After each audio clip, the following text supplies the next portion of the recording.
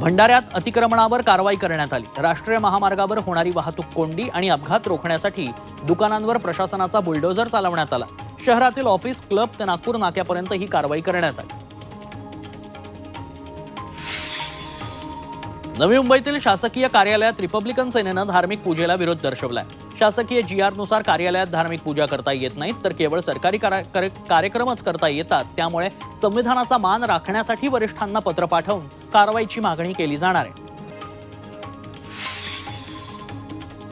यवतमाळमध्ये 3187 शासकीय कर्मचाऱ्यांनी गरिबांना मिळणाऱ्या स्वस्त धान्यावर डल्ला मारलाय। रेशन कार्डावरचं नाव आधार कार्डशी लिंक केल्यानंतर हा प्रकार उघडकीस आला।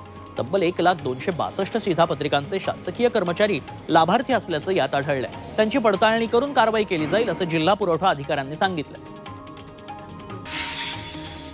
ठाकरे गटाचा अमृत नोनी आर्थो प्लस ये एक प्रूवन फॉर्मूला है। इसमें मौजूद नोनी फल के गुण और आयुर्वेदिक जड़ी बूटियां शरीर को जरूरी पोषक तत्व देने के साथ साथ हड्डियों और जोड़ों के घिसने, उनमें होने वाले सूजन और दर्द को रोकने में मदद करता है। दर्द मुक्त जीवन के लिए अमृत नोनी ऑर्थो प्लस। आमदार राजन साळवी हे ACB विरोधात कोर्टात जाणार आहेत। ACB कडून चुकीच्या पद्धतीने गुन्हा दाखल केला असून त्या विरोधात हायकोर्टात, सुप्रीम कोर्टात जाणार असल्याचं साळवींनी म्हटलंय।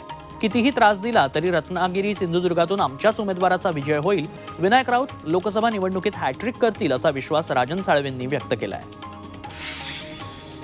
शालेय पोषण आहारात बेदाण्याचा समावेश केल्याच्या राज्य सरकारच्या निर्णयाचं सांगलीत स्वागत करण्यात आलंय।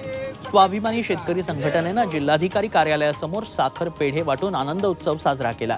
शालेय पोषण आहारात बेदाणा समावेशाची मागणी अनेक वर्षांपासून स्वाभिमानी संघटना करत होती।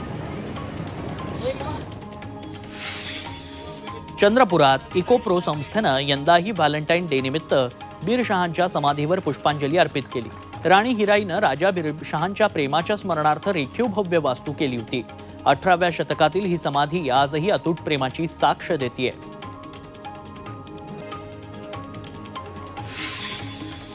शिर्डीत गाडीलकरांनी साई संस्थांचा मुख्य कार्यकारी अधिकार पदाचा पदभार स्वीकारला। गाडीलकर हे भारतीय प्रशासन सेवेच्या नागपूर इथल्या वस्त्रोद्योग महामंडळात कार्यरत होते।